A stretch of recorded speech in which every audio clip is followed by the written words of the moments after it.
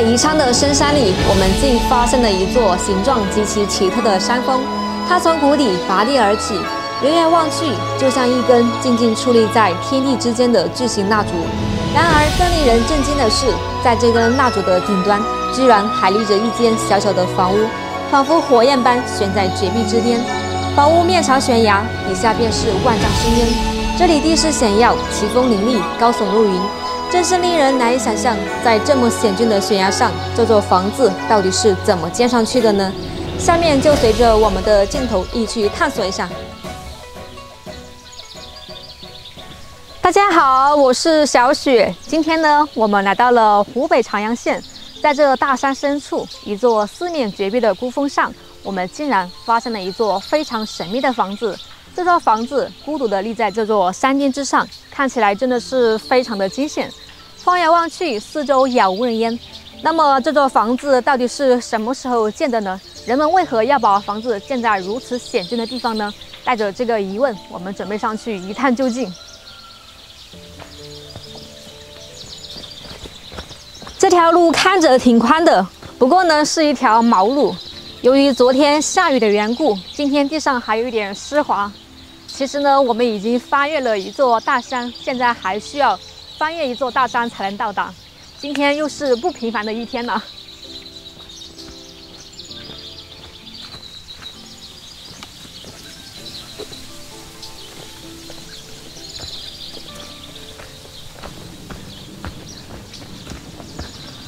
哇，大家看！ 这路上的资源还真丰富，我在这边发现了这种野果，在我们老家叫做红子，它的学名呢叫做救济粮，可以吃的哟。来吃一下，有点酸，然后还有点涩，应该是还没有成熟。如果说成熟了之后呢，它的口感稍微好一些，没有那么涩。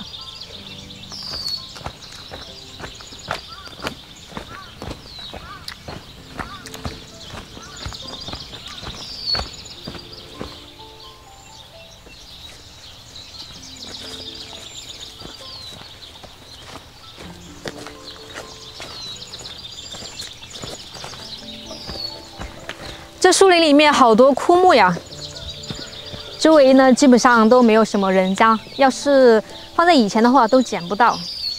现在都没有什么人捡。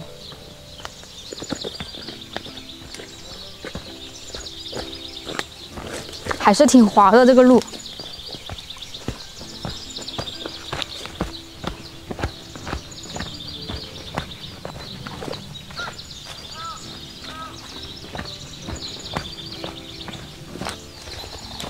哦，吓我一跳！有那个野生动物，一只巨型的鸟。这边这个路都被这些树木给遮住了。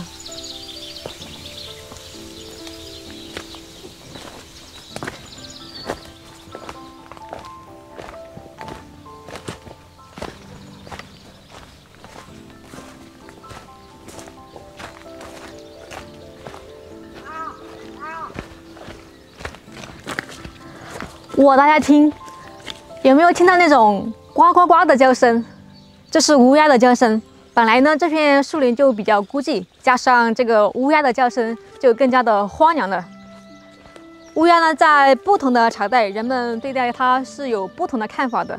有的朝代它视为乌鸦视为吉利，有人就视为不祥。大家有没有听过那个乌鸦反哺和那个乌鸦喝水的故事？ 我觉得从这两个故事中就可以得出，乌鸦呢，它是一种非常聪明，而且呢，它是有感情的一种动物，一种鸟类。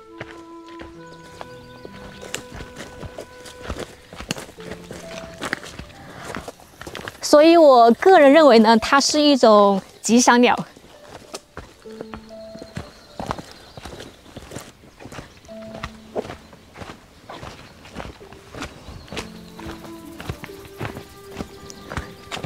这一路上呢，有很多路段都被这些树给挡住了。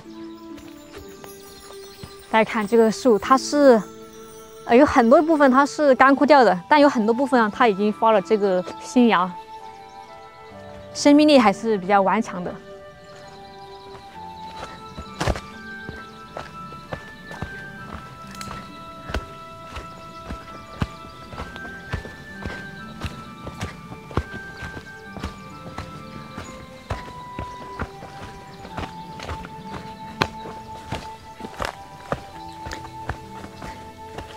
这边还有一点不好走，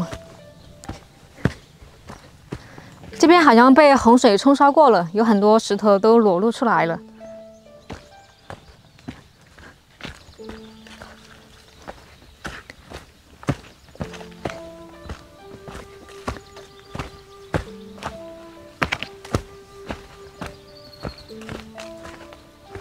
把这条路都冲没了。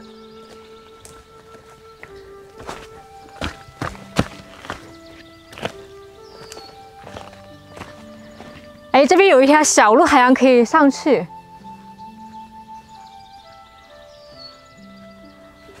按这个小路的走向的话，它是从这个底下一直弯上去的，应该是可以到达那个房子那里。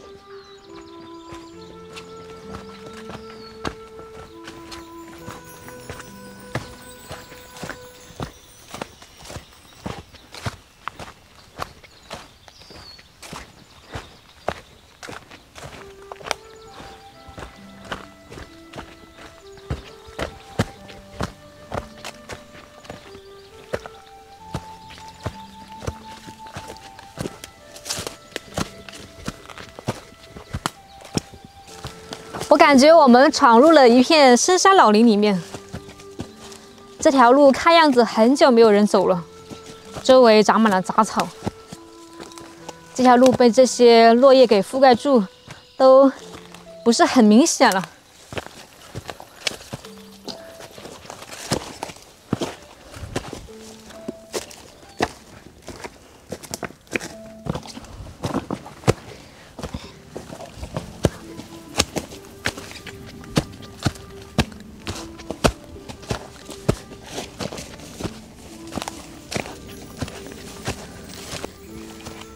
这条路是越来越难走了，可以看到我们现在是往上爬。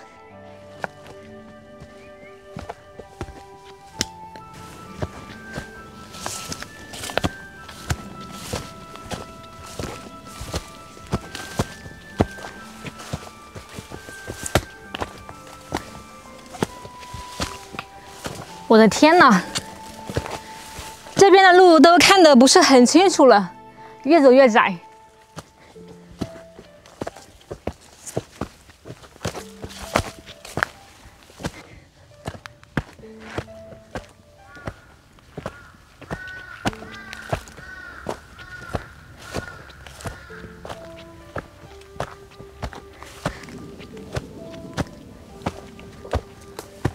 哎，我们好像快到了，这边有一道山门。在山门的对面呢，有一个用砖砌的一个小房子，不过它那个门是紧闭着，应该是一个库房。在山门这个位置呢，有一座小庙宇。像在山门这个地方呢，一般都是土地庙了，里面供奉的应该是土地公。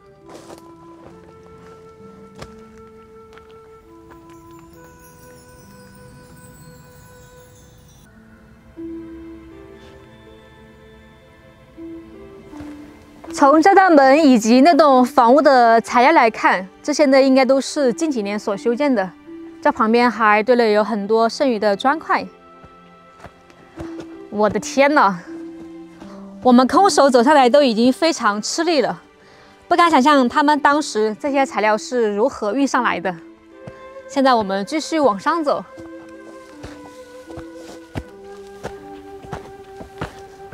哇，大家看！这一段路居然这么好，有点不可思议哈！刚才我们走的那段路，大家也看到了，完全是那种羊肠小道。这条路完全在我的意料之外了。可以看到它是那种砖块砌起来的。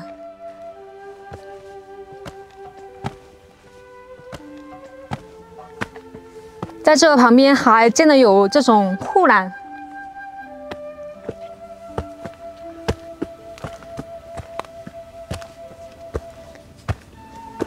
感觉这上面这一段路也很少有人走了，都布满了青苔，石贴上呢还积满了这些碎石。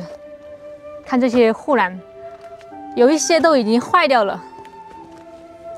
我的天哪，从这里看下去好陡呀！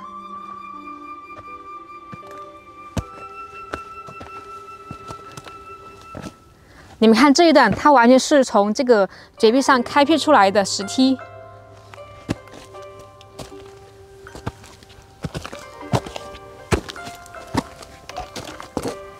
给大家看一下这个角度，我的天哪，它这里完全是绝壁凌空的。随着我们的高度在慢慢增加呢，我们的危险呢，它也在慢慢的增加。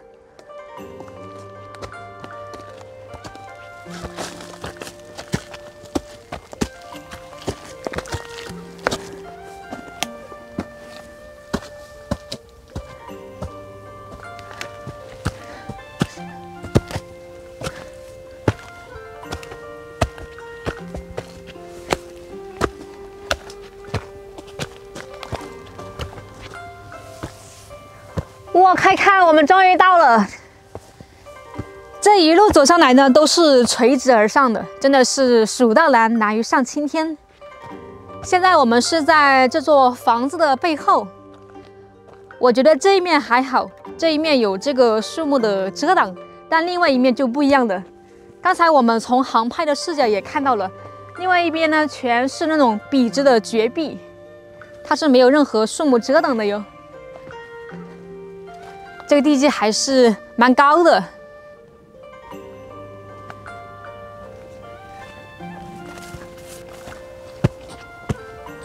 就是这里了。我们来看一下，当地人称这里为蜡烛观。听这个名字，大家也不难猜出，这里呢是一座道观，外面被这个铁门保护着，是不能进去的哟。我们从外面看一下，里面供奉的有哪些。正中间这尊呢，手里拿着一个玉净瓶，应该是观世音菩萨。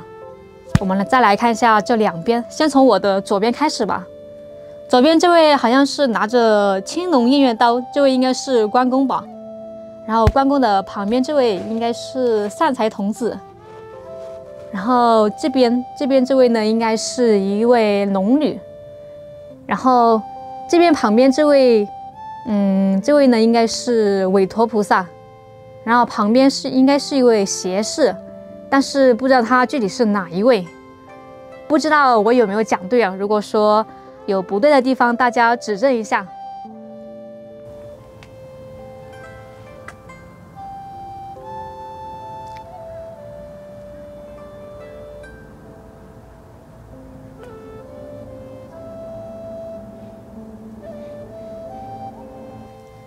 大家看到这里是不是感觉非常的疑惑呢？听这个名字，不是一座道观吗？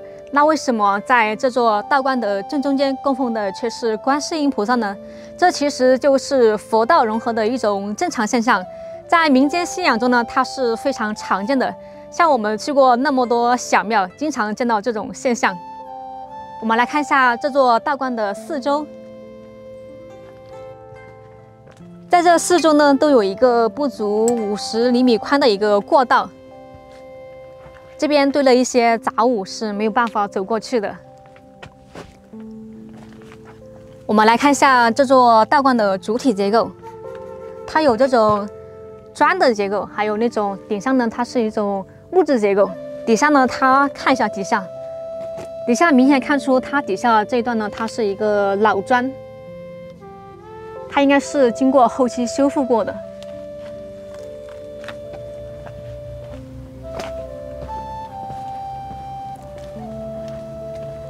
这边也是堆了一些杂物，是没有办法走过去的。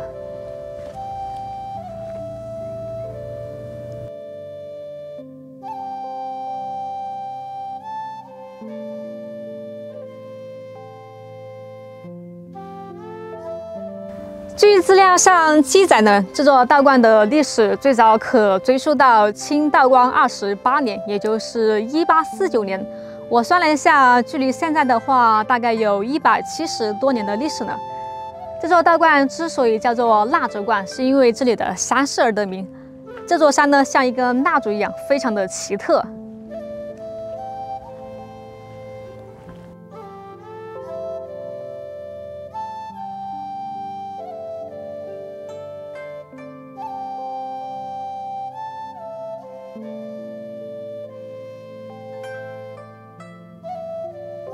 我们来看一下这外面，我的天哪，真的好高呀！现在我们的海拔呢，大概在600米的样子。我预估从这里距离地面的话，大概在200-300米左右，真的是好惊险呀！